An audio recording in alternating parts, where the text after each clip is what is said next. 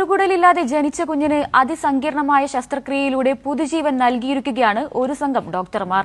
പ്രതിഫലം പോലും വാങ്ങാതെ 2 വിദേശ ഡോക്ടർമാരും പാലക്കാട് അഹല്യ ആശുപത്രിയിൽ നടന്ന ശസ്ത്രക്രിയയിൽ പങ്കാളികളായി. പാലക്കാട് സ്വദേശികളായ ദമ്പതികളുടെ 1 വയസ്സായ മകൾ അമാനയാണ് അപൂർവ ശസ്ത്രക്രിയയിലൂടെ പുതുജീവൻ നേടിയത്. ജനിച്ചതിന് തൊട്ടുപിന്നാലെ പച്ച നിറത്തിലുള്ള ഛർദി ഉണ്ടായതിനെ തുടർന്നാണ് അമാനയെ ആശുപത്രിയിൽ എത്തിക്കുന്നത്. പരിശോധിച്ച ഡോക്ടർമാർ കണ്ടെത്തി കുടലില്ലാത്ത കുട്ടിയാണ് അമാനയെന്ന്. 5 ചെറുകുടൽ ഭാഗങ്ങൾ മാത്രമാണ് ഉദരത്തിലുണ്ടായിരുന്നത്. അതിസങ്കീർണമായ കുടൽ പുനർനിർമ്മാണ ശസ്ത്രക്രിയയിലൂടെ വയറിനുള്ളിൽ ചെറുകുടൽ നിർമ്മിക്കുകയായിരുന്നു വിദഗ്ധ ഡോക്ടർമാർ. ഇതിൽ നമ്മൾ വേറൊന്നും അഡീഷണൽ ആയിട്ട് തുന്നിച്ചേർക്കുകയല്ല. കുട്ടിയുടെ കുടലിനെ തന്നെ ഒരു രീതിയിൽ സിഗ്സാഗ് പാറ്റേണിൽ കട്ട് ചെയ്ത് സ്റ്റേപ്പിൾ ചെയ്തിട്ട് കുട്ടിയുടെ കുടലിനെ തന്നെ നീളം കൂട്ടുകയാണ് ഇത്.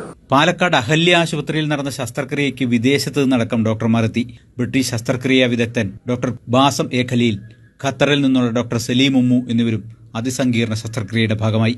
പ്രതിഫലമോ യാത്ര ചെലവ് പോലുമോ ഇരുവരും വാങ്ങിയിട്ടില്ലെന്ന് അഹല്യ അധികൃതർ അറിയിച്ചു. ലക്ഷങ്ങൾ ചെലവ് വരുന്ന ചികിത്സയ്ക്കുള്ള പണം ക്രൗഡ് ഫണ്ടിങ്ങിലൂടെയാണ് കണ്ടെത്തിയത്. ഡോക്ടർ ബാസിമും ഡോക്ടർ സലീമും were generous enough. They didn't take a single rupee. 1 രൂപ പോലും വാങ്ങിയില്ല.